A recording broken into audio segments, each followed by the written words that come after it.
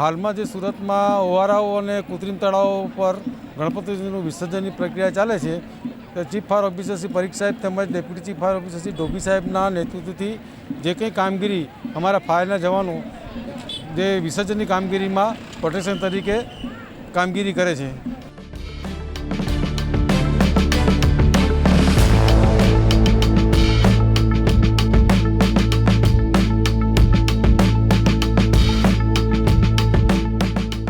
હાલમાં લગભગ કોઈ એવી ઘટનાઓ બનીનો સમાચાર નથી, પણ બધું કામ સંપૂર્ણ ધીરજથી ચાલે છે.